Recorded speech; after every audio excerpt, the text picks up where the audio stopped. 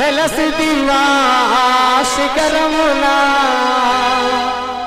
గుడి గంటల రవలులలో శిలగా వెలసావే మా దేవుడవైనావే.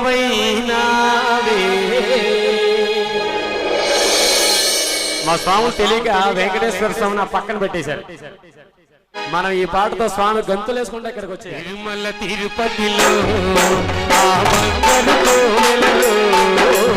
తిరుమల తిరుపతిలో